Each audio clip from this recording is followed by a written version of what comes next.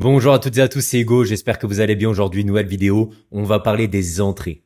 Je vois beaucoup de personnes, surtout ceux qui suivent ma chaîne YouTube, qui commencent à comprendre le biais, qui ont souvent le bon biais, mais malheureusement, leurs entrées sont mauvaises. Par exemple, ici on est sur un biais haussier, mais malheureusement dans ce biais haussier, tout logiquement il y a des retracements. Donc vous allez rentrer là, vous allez mettre votre SL ici, vous allez vous faire sortir, au final ça part dans votre sens. Donc vous avez le bon biais, mais à chaque fois vous avez les mauvaises positions, malgré que vous preniez des positions sur des fair value gap, sur des order blocks, etc. Au final, ici, j'avais un fair value gap et c'est celui tout en bas ici qui va tenir. Comment être certain dans ma journée d'avoir la meilleure entrée possible? Je ne vais pas aujourd'hui vous parler de premium discount, même si c'est très bien, parce que plein de fois, on peut aussi avoir ce type de mouvement où ici, on est bien sur un biais haussier, mais là, j'ai mon expansion comme ceci. Après, je fais ça et je repars là-bas. Donc moi, admettons ici, j'attends un retracement à ce niveau, dans mon fair value gap en OTE, et au final, ça vient reprendre ici la liquidité, ça vient rechercher ici quelque chose de spécial pour ensuite partir à la hausse. Donc, comment savoir, moi, dans ma journée, que c'est ici la meilleure zone à acheter et c'est ici où j'aurai le moins de SL et le plus de risque-reward sur ma journée? Eh bien, il y a une notion clé dans les concepts ICT-SMC qui me permet d'agir au meilleur moment de ma journée. Que vous soyez trader de Londres ou trader de New York, ce sont deux lignes différentes, mais ce sont des lignes primordiales à avoir sur son graphique. Je parle des deux ouvertures. On a l'ouverture midnight et l'ouverture 8h30. Donc si vous êtes trader de Londres, vous aurez uniquement midnight sur lequel vous basez, ce qui est très bien. Si vous êtes trader New York, vous aurez donc midnight plus 8h30. Donc ça vous permettra encore une fois d'avoir une position beaucoup plus précise et d'être sûr d'acheter au bon endroit. Je vous montre pourquoi. Donc voici un jour haussier classique et il est important de connaître cette notion parce qu'encore une fois, malheureusement, Fibo permet de savoir quand prendre position au bon moment. Mais là, par exemple, ici j'ai un retracement et au final, ça pète mon Fibo. On va en dessous, on va rechercher des zones spéciales et on continue. Donc il y a mieux que Fibo pour savoir quand agir et surtout quand ne pas agir. Parce qu'avec ce concept, ça vous permettra aussi de savoir quand rentrer. Mais si l'entrée part sans vous, vous le savez, vous avez quelque chose qui vous montre et donc vous ne prendrez pas position dans cette journée. Je vous rappelle que l'important c'est la qualité, c'est les take profit et non la quantité. Cliquez sur le bouton buy sale tous les jours. Si c'est pour finir perdant à la fin du mois, ça ne sert à rien. C'est de l'énergie pour un rien. Au moins là, vous avez une preuve graphique. Est-ce que c'est le bon moment d'acheter ou pas? Pour référence, et je vous le note, minuit que j'indique ici, c'est en heure New York. Parce que c'est la référence dans les concepts ICT-SMC, c'est connu comme ça. Donc là, minuit, au final, qui est appelé midnight, c'est 6 heures, heure française. L'ouverture du matin, 8h30 à New York, au final, ça correspond à 14h30, heure française, parce qu'on a 6 heures de plus par rapport à New York. Ici, quand je mets en dessous de l'ouverture 8h30, c'est l'ouverture 8h30, car c'est un concept qui s'appelle comme ça dans les concepts ICT-SMC, mais nous, français, c'est bien 14h30, d'accord ? Et minuit, c'est bien en France, 6 heures heure française. Donc gardez bien ça de côté. Si je mets ici midi et 8h30, car c'est comme ça que ICT appelle ces concepts d'ouverture, midnight et 8h30 open. Donc sur un jour haussier, ce qu'on va chercher nous, si on trade la session London, c'est bien sûr d'avoir un achat ici sur midnight. Donc là, il y a minuit qui ouvre. Que fait le marché? Il vient passer en dessous de midnight. Et je vous rappelle que au fond, nous, on a déterminé qu'on avait un biais haussier sur la journée. Donc, mon but sera toujours d'acheter en dessous de cette ligne midnight sur ma session London. Donc là, tout ce qu'il y a en dessous, c'est vraiment le meilleur moment d'acheter. Pourquoi? Parce que si je suis haussier dans ma journée, est-ce que c'est mieux d'acheter ici et de profiter de tout ça ou d'acheter ici? Et au final, ça part contre moi. Bon, là, j'ai de la chance, je me fais pas sortir. Ça part dans mon sens et au final, je vais finir par faire BE. Pourquoi? Parce que je suis rentré trop tard sur le mouvement. Alors que ici, regardez, ça respire, ça part dans mon sens. C'est soit je clôture, soit je me mets à BE. Ici, c'est toujours bon. Et enfin, je fais TP. Pourquoi? Parce que j'aurais eu ici l'entrée stratégique, la meilleure entrée possible sur ma journée. Si je suis trader London, si je suis trader New York, j'ai du coup une nouvelle ouverture en plus de minuit, donc 6 heures du matin heure française qui vient s'ajouter, c'est l'ouverture 8h30. Donc, les deux concepts que vous avez là, midnight et 8h30, c'est pas des choses au hasard, c'est des ouvertures de marché très connu dans les concepts ICT-SMC, sur lequel l'algorithme vient souvent faire de la manipulation pour placer tous ces ordres. Donc par exemple, sur un jour haussier, vous verrez souvent l'algorithme aller ici en dessous. Il viendra donc manipuler pour placer tous les ordres acheteurs de la journée et enfin lancer le marché. Pareil sur 8h30, ici, on a souvent de la manipulation, on vient placer tous les ordres pour lancer la journée. Au final, le marché, comme je vous le dis toujours, n'est que Power of Three, n'est que AMD, accumulation, manipulation, distribution. C'est ce que vous avez ici. Ici, vous aurez de l'accumulation, on vient manipuler sous Midnight pour lancer. Mais là, ce qui est bien, c'est que vous avez une référence graphique, une ligne qui vous le dit, qui vous dit aussi quand acheter et surtout quand ne pas acheter. Ici, j'ai beau avoir une zone de support, encore une fois, je n'achète pas car je suis au-dessus de Midnight et du coup, mes probabilités ne sont pas là. Je vais vous le mettre en dessous pour bien que ce soit compris, c'est très important. Quand je suis sur un jour haussier, mes probabilités sont clairement que j'achète en dessous de Midnight car j'ai le meilleur prix possible sur ma journée. Et deuxième ligne, c'est aussi l'ouverture 8h30, l'open 8h30 de New York, même chose. Ici, vous devrez acheter sous l'ouverture 8h30 pour profiter des meilleurs prix de la journée. Car encore une fois, vous êtes trader New York, vous vous connectez à 15h, vous voyez ici qu'on est sous 8h30, vous avez un biais haussier. Parfait. Ici, regardez, si le marché part à la hausse, j'ai la meilleure position possible. Alors que là, c'est un peu en FOMO, un peu trop en retard, je ne sais pas trop où mettre mon stop, c'est pas précis. La meilleure entrée que vous aurez sur le marché si vous êtes acheteur, c'est bien sous la ligne 8h30 et sous la ligne Midnight. Et encore mieux, quand vous vous connectez sur New York, si possible, mais c'est pas obligatoire, comme je vous l'ai mis ici, en dessous de l'ouverture 8h30 et minuit, donc à ce niveau. Là, on est sous l'ouverture 8h30 qui est là, et on est aussi sous l'ouverture minuit qui est là. Donc là, comprenez que le prix, quand il revient ici, c'est vraiment la meilleure zone possible en tant que trader New York.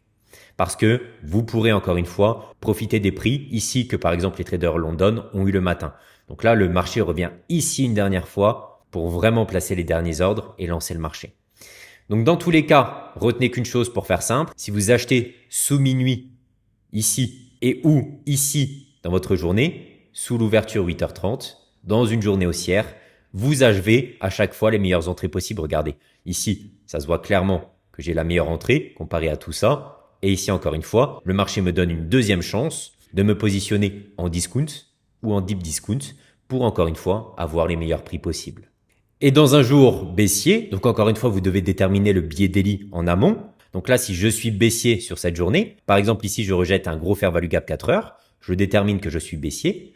Eh bien donc, ce que je vais faire en tant que trader de Londres, c'est de vendre ici, au-dessus de la ligne Midnight, parce que je vendrai au meilleur moment de la journée.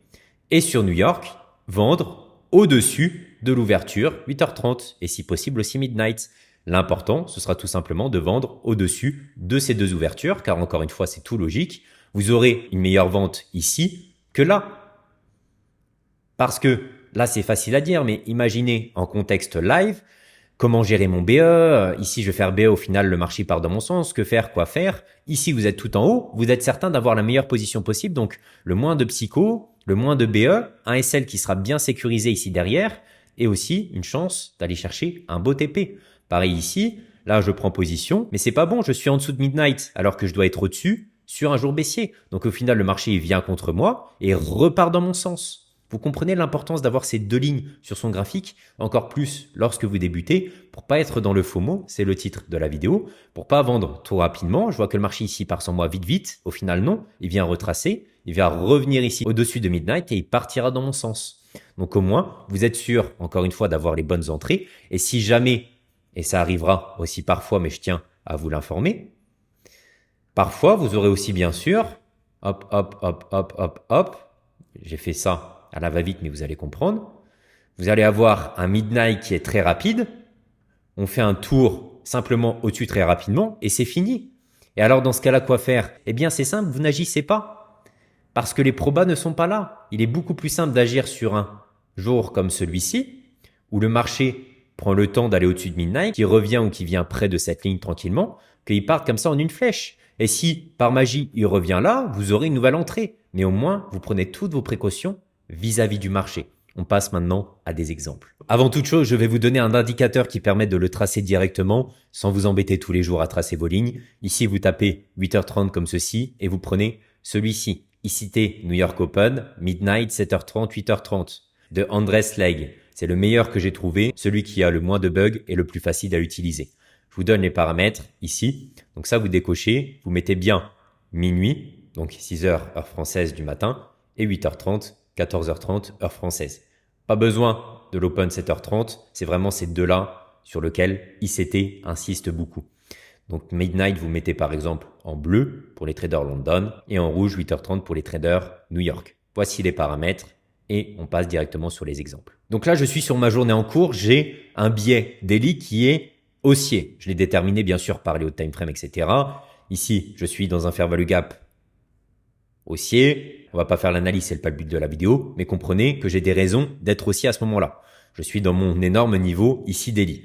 Donc, je cherche de la hausse. Je me connecte donc sur ma journée. Il est par exemple 9h du matin et je vois ça. Une bougie comme ça. Je suis haussier sur ma journée. Je n'ai pas ici de repère. Je me dis vite, je dois directement acheter. Le marché va partir sans moi. Je me mets comme ça et je me mets ici. Ou bien, vu qu'on a fait une grosse bougie, on va avoir un fair value gap.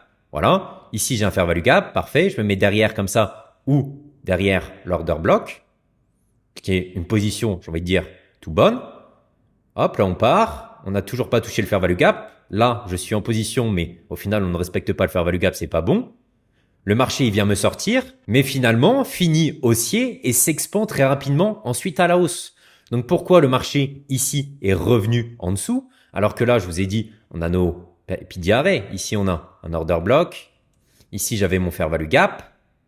Ici, si je fais premium discount, tout paraît parfait. Je suis en zone OTE. Il n'aurait pas dû ici revenir en dessous. Pourquoi il est tout simplement revenu en dessous? Vous vous en doutez. C'est parce que il avait les raisons que j'ai évoquées avant de revenir en dessous, c'est-à-dire d'acheter ici en beau moment. Donc là, avant que l'ouverture rouge se fasse de 8h30, où est-ce que j'achète? Est-ce que j'achète ici au-dessus ou en dessous? Comme je vous l'ai montré dans l'exemple d'avant, vous devez acheter uniquement que en dessous. Ici, vous n'avez pas le droit d'acheter puisque les probabilités ne sont pas là. Les probabilités et les meilleures sont uniquement ici. C'est pour ça que je vous dis des fois le marché il partira directement. Tant pis, on peut pas prévoir ce qu'il va faire par la suite. Ça se tombe il part là et au final il revient bien là pour partir. Nous on veut mettre toutes les probabilités de notre côté et donc on veut acheter ici. Donc là au final on le voit très bien. On a une très forte baisse et ensuite une très forte hausse par la suite. Vous pouvez être sûr que on est sur du M15, sur du H1, vous avez une énorme mèche et une énorme bougie. Donc le marché est tout simplement revenu ici, revenu en zone discount sous le Midnight Open pour lancer sa nouvelle expansion. Et donc si j'ai pas réussi par exemple à avoir d'entrée le matin comme ça, je vais donc attendre sur New York mon ouverture 8h30. Donc là c'est l'ouverture 8h30 et là vous pouvez être certain que si vous vous achetez ici en dessous, vous avez la meilleure entrée possible sur votre session New York, idéalement ici en dessous de Midnight. Qu'est-ce qu'on a comme beau PDRA ici en 15 minutes? Je pense que vous le voyez tous. On a ici une magnifique zone d'order block. Pourquoi elle est aussi incroyable? Et maintenant, vous devez combiner vos PDRA avec ça. Parce que ici, je suis trader New York, on est sous l'ouverture 8h30. On revient en plus très proche de Midnight. Je suis ce qu'on appelle en deep discount. J'ai le combo des deux. Je ne peux pas faire mieux pour avoir une zone d'achat. Donc là, le marché ici rebondit sur cette zone. Si vous avez le SL derrière votre PDRA, comme vous voyez, ça passe. C'est pas l'exemple parfait, mais c'est comme ça que le marché évolue. Des fois, vous allez avoir des grosses mèches. Si vous êtes dans des bonnes zones et que vous êtes bien protégé derrière vos PDRA, ne vous inquiétez pas, il est normal d'avoir du DD. Au moins, vous êtes certain d'avoir la bonne position parce qu'il est mieux ici de rentrer dans l'order block là que là. Vous allez avoir une bien meilleure entrée. Vous serez bien protégé, vous n'allez pas faire BE, etc., etc. Donc là, vous voyez, une fois qu'on repasse au-dessus de 8h30, les probabilités sont très faibles et là, on termine la journée. Donc là, vous voyez, si j'entre ici sur l'order block, je me protège derrière, ça me permet vraiment d'avoir la meilleure position sur la journée. J'ai 3 R.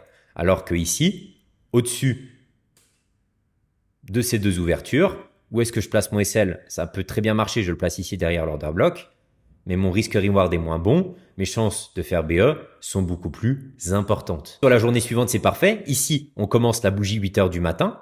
Eh bien là, vous achetez sous Midnight, Si vous êtes trader de prise de liquidité, ici on a un Power of Free, accumulation, manipulation, distribution. Dans tous les cas, vous achetez ici sous l'Open Midnight, vous achetez au bon moment. Ici pareil, si vous n'aviez pas cette prise de position, là on retrace sur l'order block. Pareil, vous avez ici une entrée sur l'order block comme ça. Vous allez chercher 2R par exemple sur votre journée. Et hop, vous faites 2R. Et là, qu'est-ce qu'on voit juste après? Le marché revient encore une fois sous Midnight. C'est vraiment une zone clé principale. Vous verrez très souvent le marché revenir dans votre journée sous Midnight, etc. si on est sur une journée haussière, car c'est là où l'algorithme accumule ses ordres. Donc, encore une fois, on vient ici sous Midnight. Donc, c'est un nouveau point d'entrée. On a toujours ici, mine de rien, l'order block. Donc là, vous avez vraiment, regardez, le marché vient mécher pile sous Midnight et il repart à la hausse. Ici, on a l'ouverture 8h30. Est-ce que je me presse comme ça à acheter ou même ici dans le fair value gap?